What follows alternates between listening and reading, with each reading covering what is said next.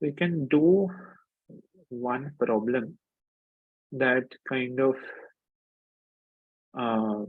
illustrates this.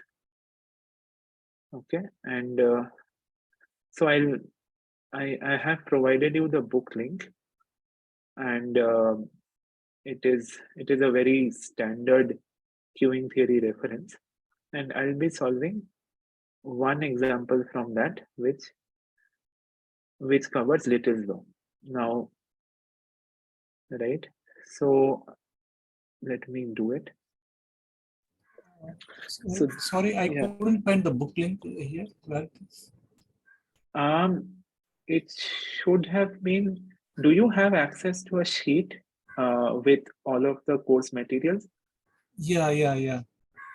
Like there is a presentation folder link, right? Oh, okay. I'll check it then. Okay. You probably have. If not, you can check with the or like. Let me just give me a second. I can kind of quickly let me do this. Let me share screen from the other device.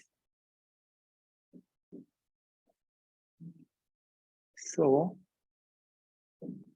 is this, can you see my screen? The other screen? Yeah, I can see. Yeah. So, you should, so I am supposed to, so this is the sheet that you should have access to. You can contact the PMRF admin if you are facing issues. Right, you got the Zoom link also, right, from somewhere. So similarly, you should also have access to this sheet. So after this session is done, I'll upload this video on Google Drive as well as YouTube. And so I'll share the YouTube link here, and then the Drive link will be here. And then this folder here, which I have opened, this is the folder. This folder will have all of the materials for all of the weeks, right? So I will kind of convert this notes into PDF and share it over here.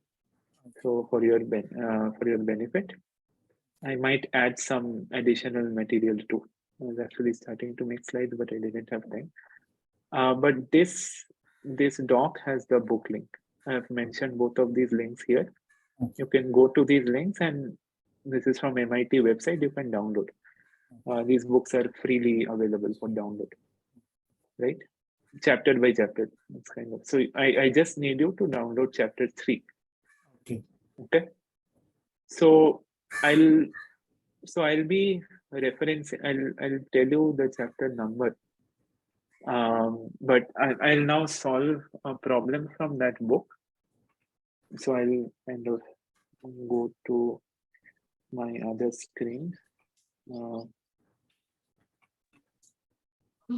From where we can access these materials and all these things? PDF. So I just shared, right? This there is a Drive link.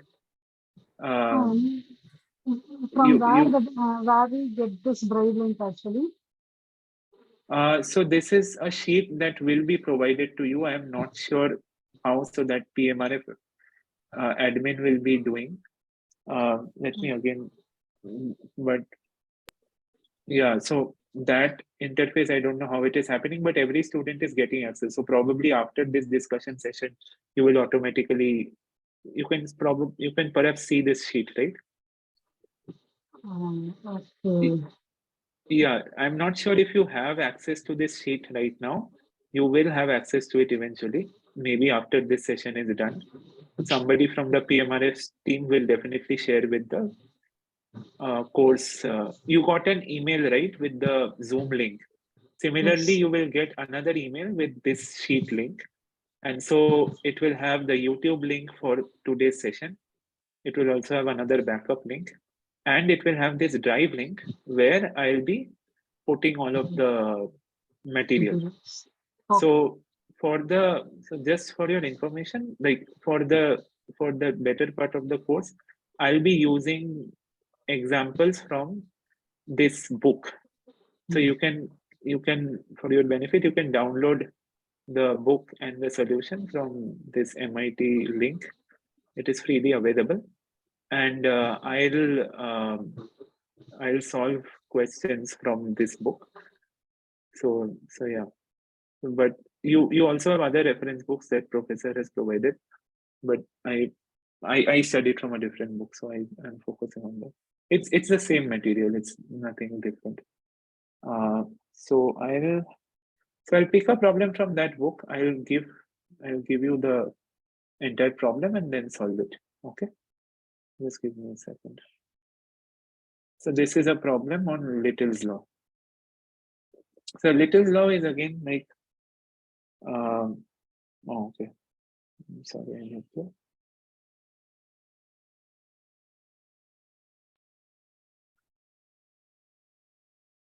Yeah, I'll open OneNote again. So Little's law is again a very fundamental result that you will use throughout this course. In every, so and this is very practical. So here is the problem, right? You have let's say some common ground in a city, and it has 5 tennis courts. 5 tennis courts, right?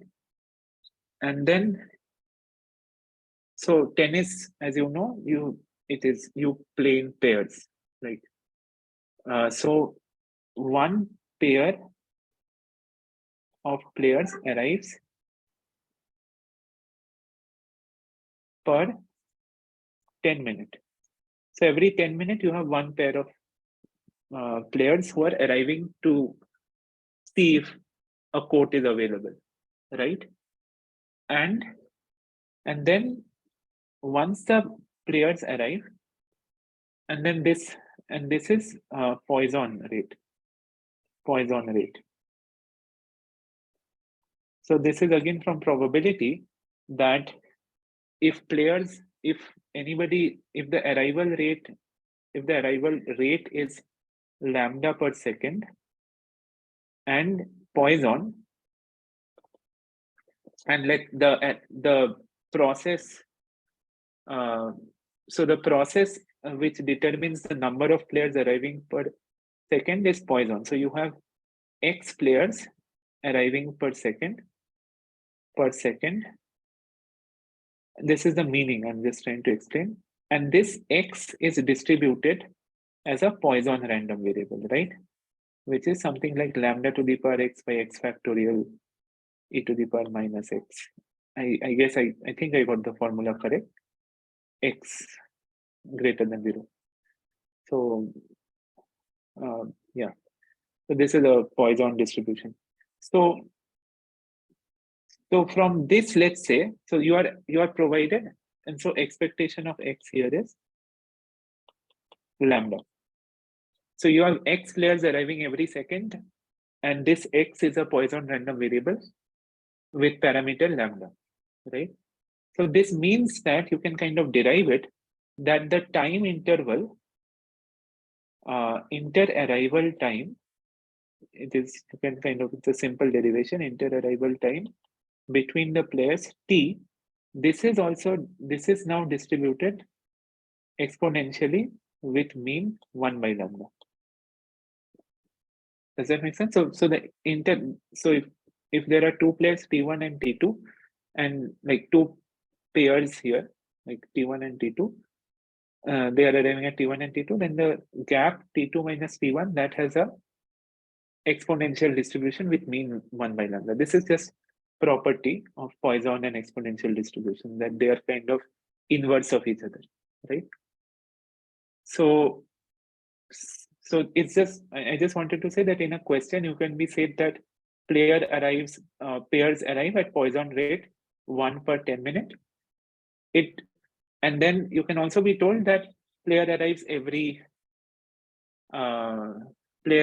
a rate of like 1 by 0.1, like every 10 minutes or so. So it's just, you can kind of interchangeably use. And so, and then, so again, and you are told that now once the players arrive, right, they play for exponentially distributed time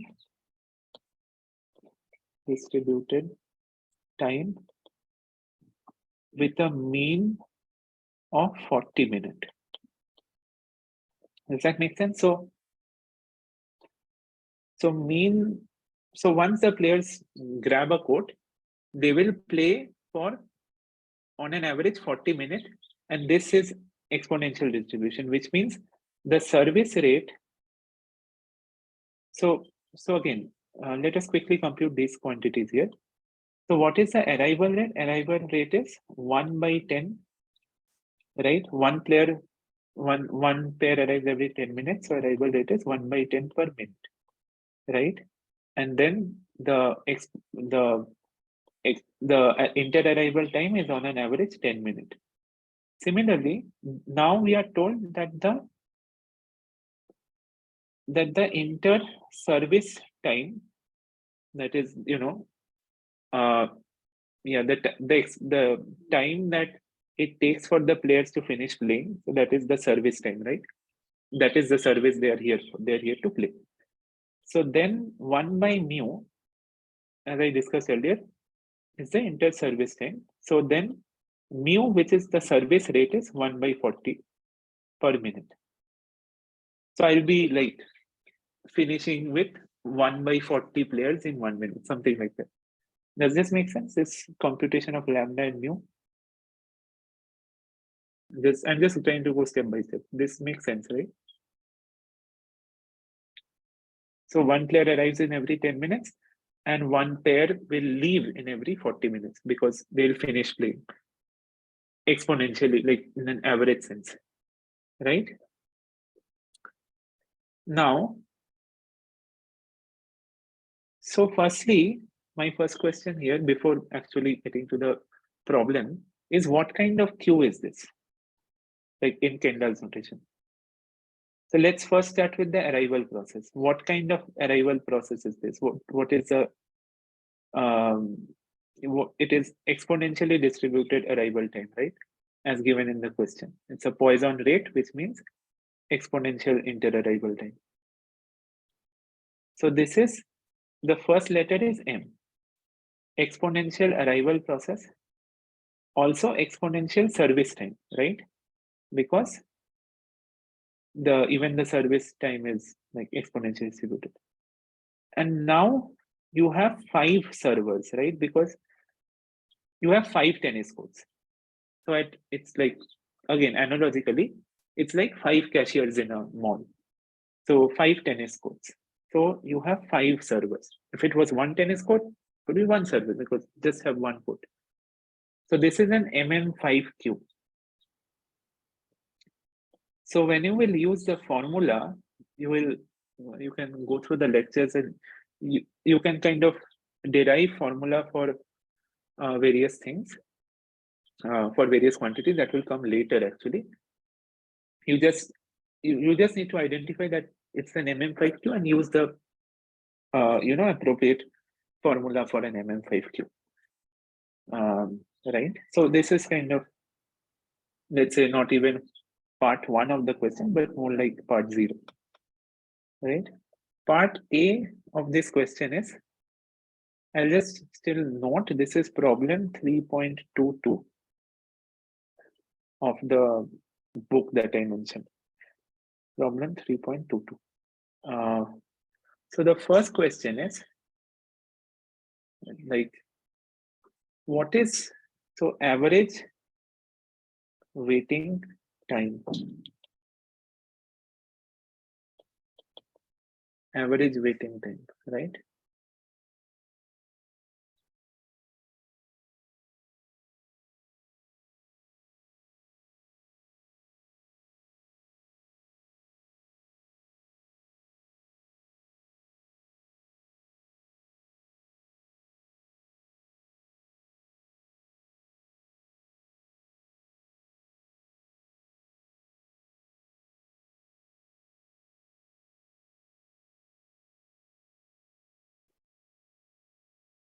So average waiting time here will be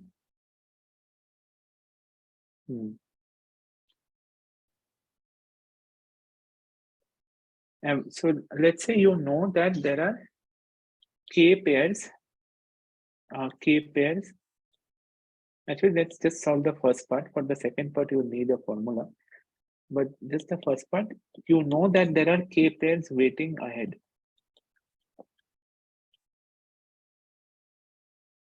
Some general k pairs are waiting ahead, right? And so, and assume that all courts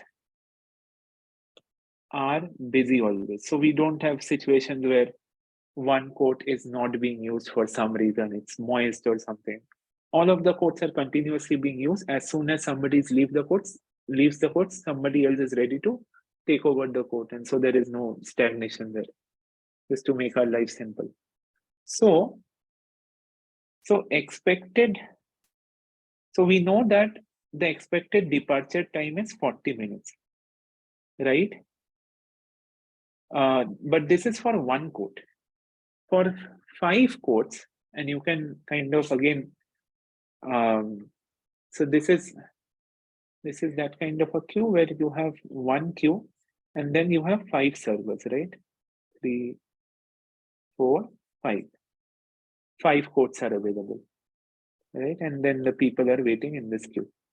So the average time that you will wait, and this is a property of Poisson distribution again, the average time that you will wait will actually become slash by 5. It kind of makes intuitive sense also, right? So expected waiting time will be 40 minutes divided by 5. That will be 8 minutes. Because if there are 2 queues, you have like, so if you have 2 courts, you have double the chance that a court will get free, right? Because it's 2 different pairs playing, so they might have started at different times.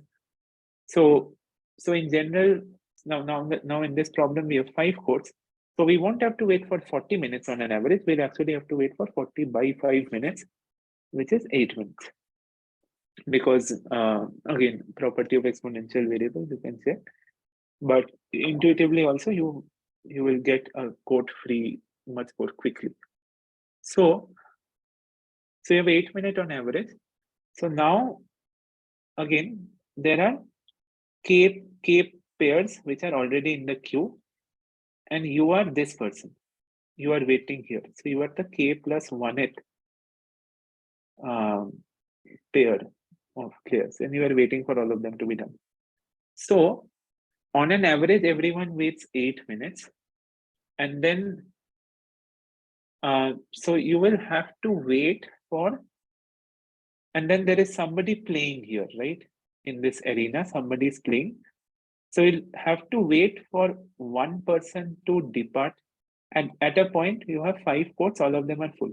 So you'll have to wait for, one departure, right? One person will leave, and then after that, there will be k pairs who will be playing in these courts. And so they will play and they will leave. Only after then will you get a chance to play. So then you wait for k plus 1 departures. Does that make sense? You are waiting for this one departure from those players who are playing currently, and then you wait for k more pairs because they are in your queue, in your line before you. So in this case, we are assuming first come, first serve. Normally in numerical problems, that's what you will do. In theoretical questions, you shouldn't assume that. So then you will be waiting for, and every departure means, and for every player you have to wait for, every pair has to wait for 8 minutes, right? For the service procedure. So then you will be waiting for 8 times k plus 1 minutes. Because like on an average, you will have to wait 8 minutes for the queue to be empty, and then like you'll have to wait for k plus 1 departures. So this is the answer really. Does this kind of make sense?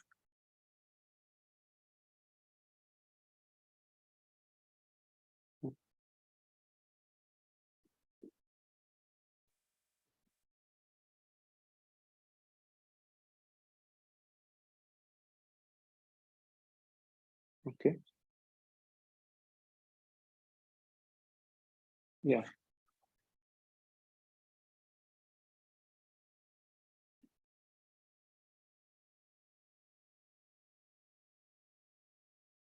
Um, Another very common conceptual thing here is that in any queue, you will have to have lambda less than mu. This is for stability reasons.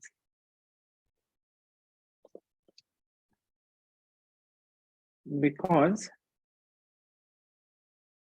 like if you have lambda greater than mu, which means you will have so lambda greater than mu is unstable. This is something that you should keep in mind, because if you have arrivals coming at greater the rate of service, you will end up overflowing your buffer, right? So that is another concept that you should keep in mind. I hope everything is fine. Okay. So yeah, that's mostly what I thought I would cover today. Hope this was helpful. You can solve more problems from your assignments.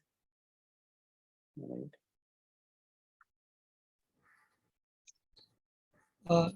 Suppose in the next class, if something the instructor in the video we couldn't understand, can we give the particular time where we couldn't understand the problem? Yeah, sure. It's just, yeah, certainly. Even in this class that could have been the case, but since I thought I should cover some problems, but yeah, you can certainly. I'll try to. I thought this was more basic, so and it was also apparent that you haven't like maybe covered all of the parts. I thought I'll give overview, but yeah, from next class, if you are more prepared, I can wind up problem solving faster, and we can discuss more on like doubts in lectures and things like that. Okay.